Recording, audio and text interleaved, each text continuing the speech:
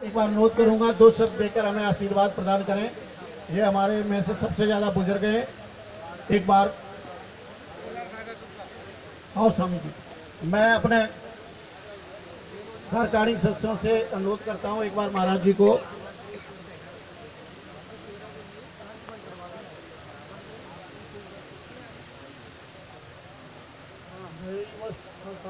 समारब्ध रामकृष्ण संवर्धितां अस्मद्कुलपर्यन्तां वंदे क्षत्रिय परंपरा।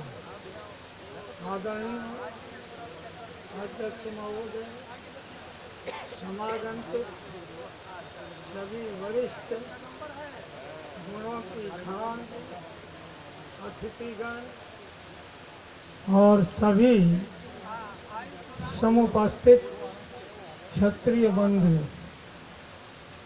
मैं माँ भवानी और महाकालेश्वर भगवान शिव से आराधना और प्रार्थना करते हुए चाहूँगा कि एक समय था जब हम लोगों ने ये कार्य शुरू किया तो गांव का प्रधान भी क्षत्रियों के काम में नहीं आता था। वो कहता था हमें सबका वोट चाहिए, प्रमुख की एमएलए एमपी की बात को छोड़ दो। लेकिन वहाँ से चलते चलते उस समय क्षत्रिय सभा एक ही थी। राजा बलवंत अवागढ़, कश्मीर नरेश और अन्य वरिष्ठ लोगों ने बनाई और उसमें क्षत्रियों के समुद्धार के लिए राजपूत कॉलेज, भोपाल, उदयपुर का कॉलेज, इसी तरीके से तमाम संस्थाएं बनी। लेकिन जब 1997 में सम्मेलन हुआ और करीबन 10 लाख समूह का एकत्रीकरण हुआ तो कक्कड़ जैसा अधिकारी फोन पर ये कह रहा था, स्वामी जी मान गए क्षत्रिय कितना अनुशासित होता है, ये दूसरी जाति की इतनी भीड़ होती तो न मालूम जाने कितने खोमचे लुटे आते और कितने लोगों को परेशानी होती। महेश योगी का कनाडा से फोन आया, स्वामी जी बधाई है आपको, क्षत्रिय आपस में गला काटने के लिए तो बहुत मिले, बहुत इकट्ठे हुए गला काटने के लिए, चाहे कुरुक्षेत्र रहा हो चाहे अन्य लड़ाई के मैदान रहे हों। परंतु पहली बार देश ने ये देखा कि जहाँ पर क्षत्रिय गले मिलने के लिए इकट्ठा हुआ है, उसमें 5 मुख्यमंत्री क्षत्रिय आए हुए थे और विधायक और एमपी तो नीचे बैठे थे। मंच पर उनके लिए जगह नहीं थी, यदि जिन्होंने देखा हो। उसके बाद लोगों ने समझा कि क्षत्रिय काम में तो बड़ा सम्मान मिलता है। स्वामी जी देख लो, बाबा आदमी आज मंच पर बैठा हुआ है और ऐसे ऐसे आदमी जिनकी औकात नहीं थी आज वो मंच पर बैठे हुए हैं। तो लोगों ने जो है सभाएं बनाना शुरू की। मुझे बड़ी खुशी हुई ये देख करके, क्योंकि खजूर जैसा कोई पेड़ हो जाए जो अपनों को भी छाया नहीं दे सके तो बेकार है। एक क्षत्रिय सभा इतनी बड़ी जनसंख्या में क्या कर लेती। ये आज वटवृक्ष बन गया, जगह जगह से इसकी शाखाएं फूटी और जमीन में आकर के उन्होंने इस वटवृक्ष को बल दिया। ये जो जगह जगह क्षत्रिय सभाएं बनी हुई हैं, ये वही वटवृक्ष की शाखाएं हैं। और जिस तरीके से ये पल्लवित हो रहा है, डालियां छोड़ रहा है, जिसने फरलांगों की और मीलों की दूरी कवर करने की अब जो है अपनी कैपेसिटी बना ली है। परंतु जैसे सब जड़ों का आधार भूमि होती है, ऐसे ही सभी संगठनों का आधार क्षत्रियत्व है। कोई क्षत्रियत्व छोड़ करके संगठन बना हो तो मैं उसके ऊपर थूकता हूँ। यदि वो क्षत्रियत्व को लेकर के है तो मैं उसकी समाराधना करता हूँ, उसका स्वागत करता हूँ। ये छोटी छोटी बटालियन है, चाहे जाट बटालियन हो, चाहे गोरखा बटालियन हो, चाहे राजपूत बटालियन हो, चाहे सिख बटालियन हो, और जब देश में आपत्ति आए तो ये सब इकट्ठी हो जाती हैं। आज हमारी समस्त शाखाओं में ये भावना होनी चाहिए कि जब कोई कार्य हो तो हमें मालूम है करणी सेना के साथ हर एक संगठन जुड़ गया था, चाहे पद्मावती के प्रकरण में। इसी तरीके से मैं चाहता हूँ कि क्षत्रियों का यहाँ मुद्दा हो। हाँ माने ना, बोल बोल बोल। अरे आपकी बात मुझे बंद करने को बाध्य कर रही नहीं अच्छा नहीं। हाँ। तो इसी तरीके से आप जब भी जरूरत पड़े, एक बाप के भाई अलग अलग हो जाते हैं, लेकिन जब पिता पर या किसी भाई पर या अपने कुल पर कोई अंगुली उठाता है तो सभी मिलकर के उसका हाथ तोड़ देते हैं। मैं चाहता हूँ कि संगठन उसी भावना से वट वृक्ष का रूप लेकर के पल्लवित हों, हरे भरे रहें, और जगह जगह पर भवन, जगह जगह पर सजावट, जगह जगह पर विद्यार्थियों के लिए सहयोग, मरीजों के लिए दवाइयाँ।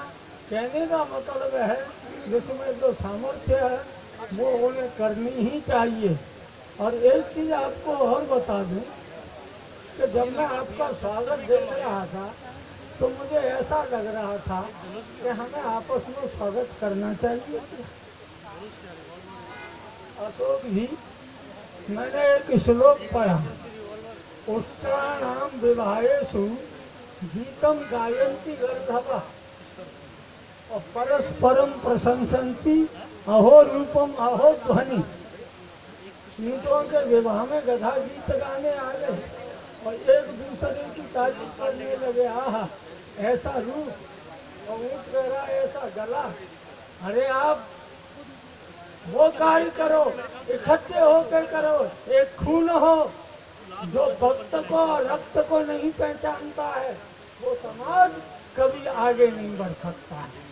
इसलिए भक्तों को पहचानते हुए हमें वो कार्य करना चाहिए कि लोग हमारे व्यक्ति की पूजा करें, हम अपने व्यक्ति की पूजा में समय न लगाएं। यही कह करके मैं वाणी को विराम देता हूँ। बहुत बहुत धन्यवाद। भारत माता की जय, भारत माता की जय, वंदे वंदे। बहुत बहुत स्वागत हमारे गुरुजी का। हमारे बीच में कार्यक्रम को आगे बढ़ाते हुए कुछ संगठन की सूचनाएं हैं वो मैं दे देता हूं। हमारे संगठन में लगभग 200-250 सदस्य बन चुके हैं और इनका वार्षिक शुल्क 1100 रुपये है, अर्धवार्षिक 600 रुपये। जो भी संगठन का सदस्य बनना चाहे वहां पर गेट के साथ ही हमारे कुछ लोग जो कार्यकारिणी के सदस्य बैठे हैं सदस्य बन सकते हैं, जिससे इसमें और ज़्यादा गति आएगी। धर्मशाला के लिए, भूमि के लिए जो भी दान देना चाहें वो खुले दिल से दान दे सकते हैं। हमारे लिए 1 रुपये का भी स्वागत है और 1 लाख रुपए का भी स्वागत है, और 1 लाख से ज़्यादा दोगे तब भी उतना ही स्वागत है। तो हमारे बीच में सत्येंद्र राणा जी, पूर्व निगम पार्षद, जो एक हमारी शान है। आपको यकीन होगा कि निर्दलीय होकर भी चुनाव जीते और ये हमेशा जब भी आते हैं हमारे संगठन को कुछ न कुछ देके जाते हैं। मैं इनसे बहुत आशा रखता हूं और संगठन भी आशा रखता है कि आज ये हमें क्या आशीर्वाद देके जाएंगे। सत्येंद्र राणा जी।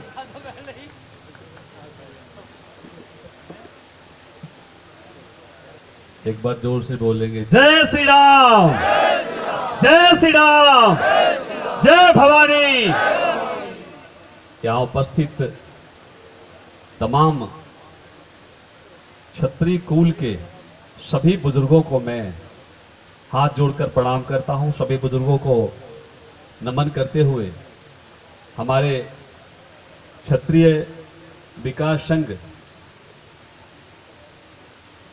वीर कुंवर सिंह नगर के यहाँ पे उपस्थित विजय सिंह जी जो हमारे अध्यक्ष है, रविंद्र जी, विनय गौड़ जी, संजय ठाकुर जी, हमारे बड़े भाई अशोक ठाकुर जी, मैनपाल जी, राघव जी, हमारे बुजुर्ग बड़े भाई एवं युवा हमारे अजय प्रताप ठाकुर सिंह जी एवं समस्त परिवार को मैं बधाई देता हूं। नवरात्रि की ढेर सारी शुभकामनाएं, ढेर सारी बधाई। दशहरा भी परसों है, उसकी भी ढेर सारी बधाई। आप सब लोगों को खबर मिल ही गया होगा कि द्वारका रामलीला में हमारे आज हिंदुस्तान के जो नायक हैं मोदी जी आ रहे हैं। मोदी जी को भी ढेर सारी बधाई, जिन्होंने हमारे देश का नाम आज पूरे विश्व के पटल पे बहुत ही ऊंचा ले जाने का काम किया है। उन्हें भी बहुत बहुत बधाई, बहुत बहुत शुभकामनाएं और मैं उन्हें नमन करता हूं। आज हम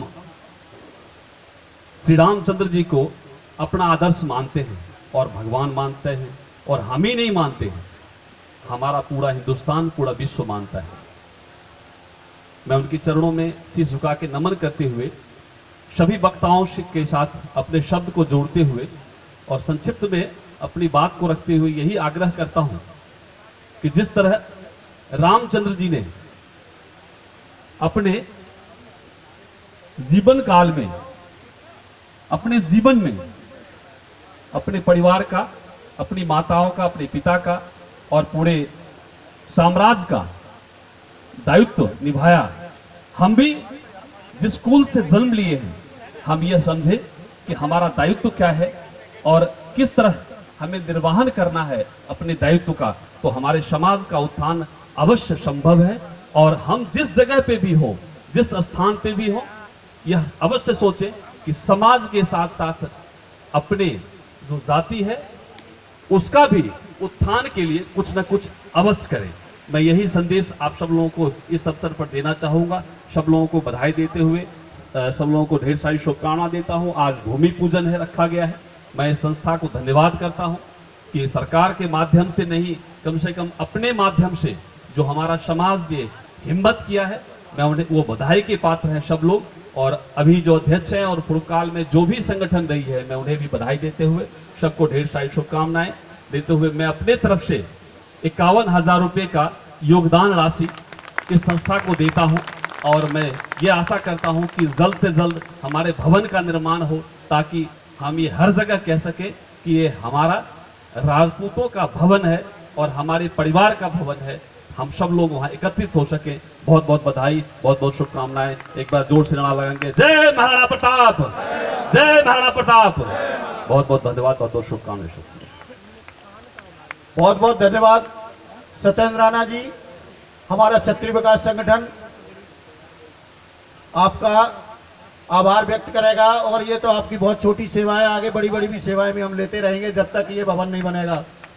अब मैं इसी कार्यक्रम की आगे कड़ी बढ़ाते हुए हमारे बीच में डॉक्टर चंद्रसेन जादव के सुपुत्र, उन्होंने फिरोजाबाद से भेजा। देखिए, आप कभी कभी क्षत्रियों की ऐसे कट आलोचना करते हो। फिरोजाबाद से भाई साहब भी आए और सांसद जी से मेरी बात हुई। सांसद जी ने कहा कि मेरे बहुत कार्यक्रम है, मैं अपने पुत्र को भेज रहा हूं।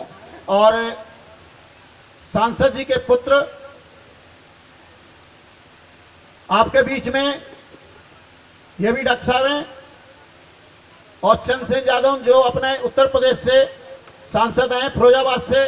आपको पता है फिरोजाबाद की सीट कितनी मुश्किल सीट थी, वहां से विजयी दिलाई आप लोगों ने। एक बार इनके स्वागत में तालियां बजाओ।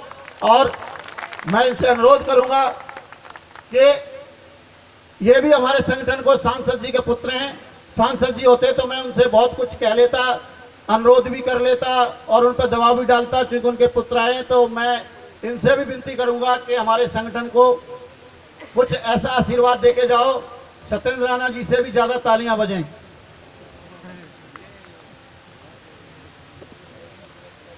भारत माता की, भारत माता की, भारत माता की। मंच पर उपस्थित सभी आदरणीय लोगों को मैं सादर प्रणाम करता हूं और सामने बैठे हुए छतरी बंधुओं को भी सादर प्रणाम करता हूं और ये कहना चाहता हूं कि आपस में संगठन ही सबसे बड़ा मूल मंत्र है। जब तक हम सभी लोग आपस में संगठित नहीं होंगे तब तक अपना कोई भी कार्य सफल नहीं हो सकता है। संगठन में ऊंच नीच की भावना पूरी तरह से हटानी चाहिए कि ये छोटे हैं, ये बड़े हैं, सभी में एक दूसरे के प्रति सहयोग की भावना आनी चाहिए। अपने को और अपने रक्त को पहचानने की अपने अंदर क्षमता आनी चाहिए।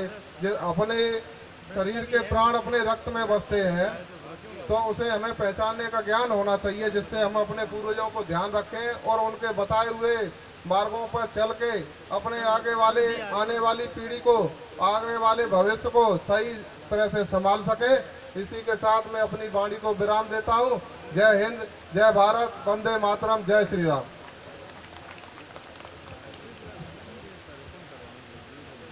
बहुत बहुत धन्यवाद। मैं इनको बाद में कहूँगा, उसके बाद सुख ठाकुर दूंगा। अब इनको अनुराधा सिंह नाम है, क्या नाम है? हमारे बीच में जेपी सिंह जी हैं और मैं उनसे अनुरोध करता हूं, समय कम है, मुझे इनसे भी डर लग रहा था कि अजय सिंह जी के साथी हैं ये, तो मैं बुलवाने में थोड़ा संकोच कर रहा था और मैं अजय सिंह जी से भी अनुरोध करता हूं कि हमारे संगठन को आशीर्वाद दें। उपस्थित मेरे सभी बुजुर्गगण, परिवार के मुखियागण, सबके चरणों में निवेदन और सभी मुझसे श्रेष्ठ, मुझसे छोटे और जो भी जैसे सभी को मेरा नमन। जहाँ तक सवाल है, अजय सिंह जी नेता हैं, मैं नेता नहीं हूँ, मैं तो बच्चा हूँ आपका। अपने योद्धाओं के बीच में मैं क्या बोल सकता हूँ, मुझे तो कुछ निवेदन करना है। अगर वो निवेदन आप लोग स्वीकार करेंगे तो बड़ा अच्छा होगा। दरअसल मुझे अशोक सिंह जी का संदेश मिला। अशोक सिंह जी रिश्तेदार, यहाँ लगभग हम सभी लोग रिश्तेदारी में एक दूसरे से जुड़ते हैं, तो उन्होंने संदेश दिया कि आपको हर हाल में आना है। भाग्य से मेरा बेटा जज है, वो भी आया हुआ था, तो मैंने कहा भाई तुम्हें तो जरूर चलना है। बोले एक छुट्टी मिली है, वो भी सोने दो। मैंने कहा बिल्कुल नहीं सोओगे, आपको उस सभा में चलना है। और छोटे भाई को बुलाया, भतीजे को बुलाया, सबको मैंने बुलाया। आप लोगों से मेरा एक निवेदन यही है कि प्रयास करिए, जब आप लोग सज धज के निकलते हैं तो जिन बच्चों को स्कूल में आप भेजते हैं, कॉलेज में भेजते हैं, उनको अपनी सभा में जरूर उपस्थित करें। और ये एक संस्कार की बात है, मैं सिर्फ निवेदन कर सकता हूँ। आदेश तो ये लोग देंगे जो यहाँ बैठे हुए हैं। अपने बच्चों को, मैं घर में तलवार साफ कर रहा था, एक फोटो लगा रहा था, तो मेरे बेटे ने कहा कि पापा अब ये जज हैं, मैं सरकारी नौकर जरूर हूँ, पर उनकी बुद्धि और मेरी बुद्धि में बड़ा अंतर आया। उस दिन लगा तो उन्होंने एक स्लोगन दिया, leave the gun hold the pen. क्षत्रिय को हथियार की जरूरत नहीं पड़ती है, क्षत्रिय अपने आप में हथियार होता है। ये परंपरा आप लोग जिस दिन कलम को अपना हथियार बनाएंगे, जिस दिन क्षत्रिय, मुझे बहुत अच्छा लगा, मैं विनोद सिंह जी के घर गया, उनकी फैक्ट्रियां देखी। क्षत्रियों के लिए थोड़ी सी जगह बची है धरती पर, आप लोग माफ करना। आप जब राजा थे तब आप प्रजा का पालन करते थे, और कौन सी प्रजा का? नाई बाल नहीं काटे तो शादी नहीं होती थी, कुम्हार बर्तन नहीं दे तो शादी के मंडप का सिस्टम नहीं बनता था, कहार पानी नहीं भरता था। यानी छत्रक ने समाज के हर वर्ग का हमेशा ध्यान रखा। जब युग परिवर्तन हुआ तो आपके साथ कैसे अन्याय हुआ, इसको बताना चाहिए बच्चों को। आपकी 687 जागीरें जो एकदम से आपके हाथ से ले ली गई, आपको डिलिमिटेशन में डाल करके सड़क पे खड़ा कर दिया। आज शिक्षा में हमें उन लोगों को प्रोत्साहित करना चाहिए, किसी का बच्चा आईएएस बने, आईपीएस बने या कोई भी अफसर बने, उसे समाज में लाइए और उसकी प्रेरणा से बाकियों को प्रेरणा दिलवाइए। हथियार उठाने की परंपरा बिल्कुल मत सिखाइए, मुझे क्षमा करिएगा। हमारे जब भी राजा हुए उन्होंने सबके लिए दान, राजपूत से बड़ा दानी कोई नहीं है, और राजपूत का सबसे बड़ा दुश्मन दान लेने वाला, यानी जिसने हमारा सब कुछ दान लिया और हमें कह दिया जाइए जंगल में बाहर निकलिए, ब्राह्मण, जिसको हम सबसे ज्यादा पूछते हैं। हमें किसी और जाति से इतना खतरा नहीं, ऐसा खुला बोलने का हक मैं रखता हूं। मैं सरकारी अधिकारी होते हुए खुला बोल रहा हूं। मायावती शासन सत्ता में आई, सब चमारों को भर्ती कर दिया। मुलायम आए, सब वही भर दिए। लालू आए, सब भर दिए।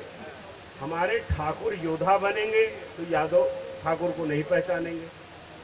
मंत्री बनेंगे तो डर लगेगा कहीं मैं मंच पे खड़ा हो गया तो मेरी अदर कास्ट से मुझे वोट नहीं मिलेगा। मायावती को लगता है, अपनी शर्म लगती है अपनी सभा में जाने से, मुलायम को लगती है अपनी सभा में जाने से। आनंद कुमार सिंह को जेल में लालू ने जबरदस्ती नीतीश से डलवा करके आज उसको सड़वाया। मैं अपने बच्चों को हथियार उठाने की परंपरा बताता हूं। जब इन्होंने स्लोगन कहा, leave the gun hold the pen, हथियार छोड़ो पेन उठाओ, जो ठाकुर आज व्यापार में हैं, बहुत बहुत धन्यवाद। राजपूत, मैं कहीं खड़ा था, पान खाने का आदी हूं, बगल में खड़े साहब ने कहा पंडित जी पान दीजिए। मैंने कहा ये भी काम इन्होंने ले लिया, अब तो जूता पॉलिश करना और बाकी रह गया। तो ठाकुर क्या काम करेगा? ठाकुर न जूता पॉलिश करेगा, न पान बेचेगा, गोली जरूर मार देगा। तो जब तक आप लोग समाज के सभी वर्ग को, माफ कीजिए, एक रिक्शे वाले का वोट टाटा का वोट लगभग बराबर है, आईएएस के और अनपढ़ का वोट लगभग बराबर है। आप समाज को संगठित करके, आप पहले भी योद्धा थे, युद्ध लड़ के आपकी गर्दनें कटवा दी गई। युद्ध कौन लड़ेगा? ठाकुर साहब लड़ेंगे, बाकी खाएंगे। यानी धरती का बोझ वो है, वो हमारा दोहन करेंगे, हमारा अन्न खाएंगे, हमारी छत्र छाया में रहेंगे। मरने के लिए कौन जाएगा? ठाकुर साहब का लड़का जाए। ऐसी परंपराओं को बदलो। मैं किराड़ी को भी बहुत अदब से, सम्मान से कहता हूं, ये साहब नाराज हो जाएंगे, बड़े हैं मुझसे, इसलिए आज इतना ही मुझे रहने दीजिए। मेरी सिर्फ एक निवेदन है, यह निवेदन स्वीकार करिए अपने बच्चे का। आप कभी भी इस सभा में कहीं भी, चाहे 4 लोग क्यों ना हो, मुझे अभी कहीं से पता लगा संजय सिंह जी मेरे पटीदार हैं आम आदमी पार्टी के, क्यों नहीं आए भाई? सभा छोटी थी, ऐसा क्या है? ठाकुर, मैं जब 30 साल से हम लोग राजनीति में हैं, जयप्रकाश अग्रवाल, अगर मैं 1000 की भीड़ अकेला खड़ा होता हूं तो दूर से बुलाते रहे, ठाकुर साहब आइए। ठाकुर को भी भीड़ की जरूरत है क्या? मैंने किसी राजपूत को भीड़ में नहीं देखा। राजपूत जहां खड़ा होता है वो खुद भीड़ बन जाती है। और ये मेरे 30 साल का अनुभव है। मेरे साथ के बहुत सारे मंत्री हैं, बहुत सारे हैं। राजपूत फटे कपड़े में खड़ा कीजिए, दूर से दिखाई पड़ता है राजपूत है। उसके चाल चलन, व्यवहार, उसके रहन सहन दूर से बताता है ये ठाकुर है। इसलिए आज नहीं तो साहब मुझे जो अगली बार जो है घुसने नहीं देंगे, मुझे क्षमा कीजिए। आप सबके चरण वंदना के साथ मैं क्षमा चाहता हूं। भारत माता की जय, भारत माता की जय। इनका भाई साहब का बहुत बहुत धन्यवाद और तालियां बजा के स्वागत करो। एक जो छतरी की पीड़ा है, नाम बताओ। और एक इन्होंने बहुत अच्छी बात बताई कि इनके बीच में अपने बेटे को लेके आए हैं।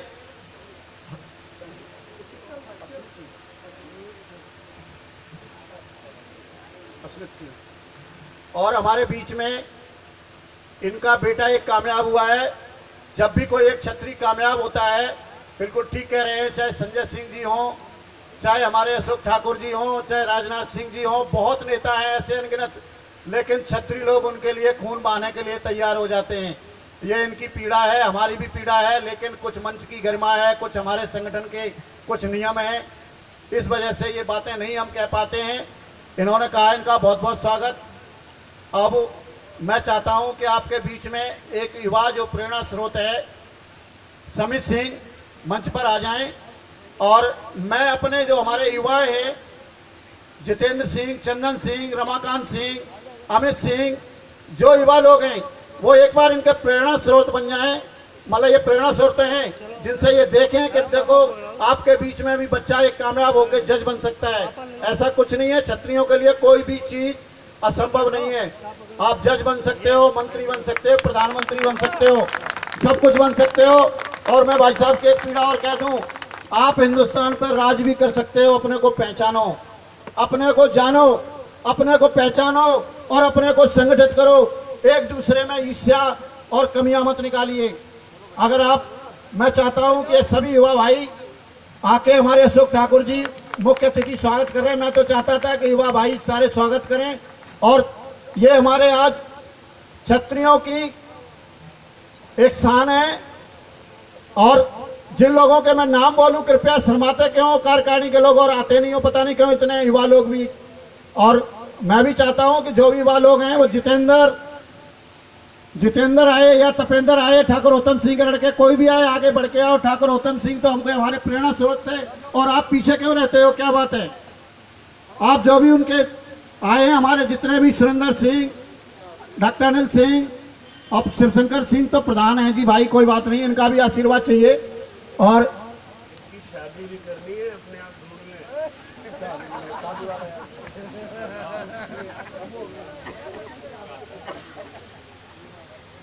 तो सुरेंद्र सिंह जी, सुमित सिंह, अमित सिंह आ जाओ आगे, क्या बात है? हमारे जो भी युवा लोग हैं आ जाओ। और ये आज हमारे बीच में ये बच्चा, आपके बीच का बच्चा है, एक प्रेरणा का स्रोत है।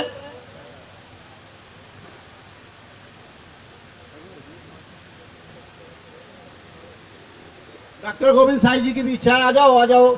हमारे जो भी कार्यकारिणी के सदस्य आ जाएं और भी आ जाएं।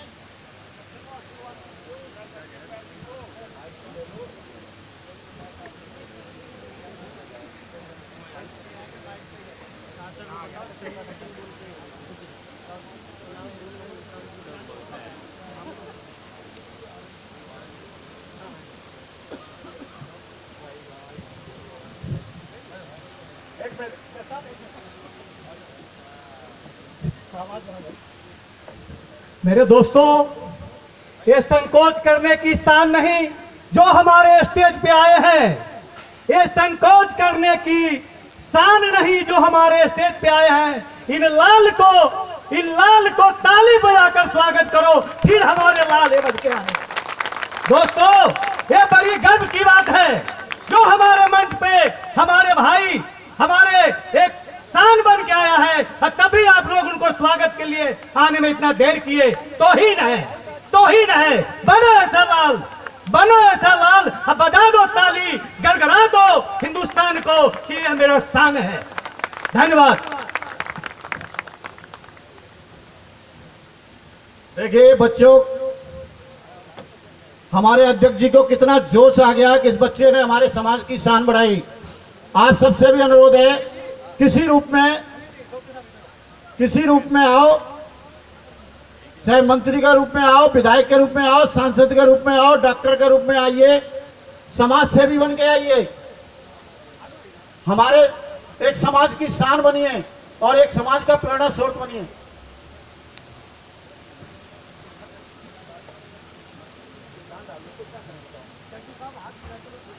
अब स्वागत करते हुए इस कार्यक्रम को मैं आगे बढ़ाता हूं। मेरे बीच में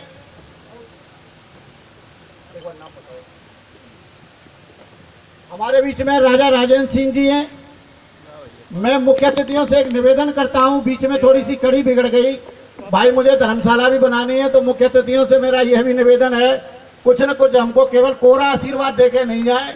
मुझे बड़ी उम्मीद है, नेताओं के बड़ों के होते हैं, लेकिन यहाँ मैं चाहता हूं कि कुछ न कुछ आशीर्वाद देके जाएं। अब सांसद जी तो थे ही नहीं, मैं उनके पुत्र से तो कुछ कह भी नहीं सकता हूं, और उन्होंने आशीर्वाद की कड़ी थोड़ी सी कंजूसी कर दी, मैं शुद्ध भाषा में बोल रहा हूं। अब हमारे बीच में राजा राजेंद्र सिंह जी आए हैं और वो हमें दो शब्द करेंगे।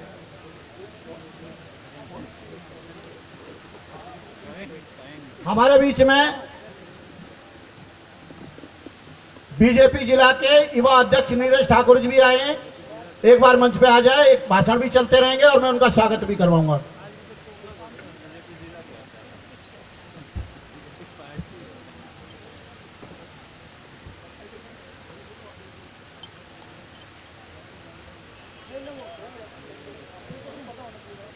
ये पवित्र मौका और पवित्र मंच में उपस्थित सभी हमारे मंचासीन और इस पवित्र सभा में उपस्थित सभी व्यक्तियों को एक एक अपने खून के कतरे को मैं अभिनंदन करता हूँ, नमन करता हूँ, स्वागत करता हूँ।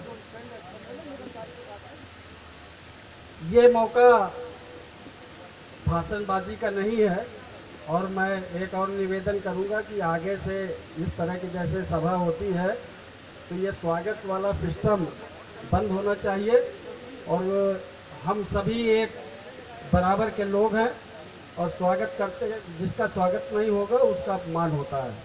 तो आगे से हमको ये ध्यान रखना चाहिए कि स्वागत वाला सिस्टम बंद होना चाहिए।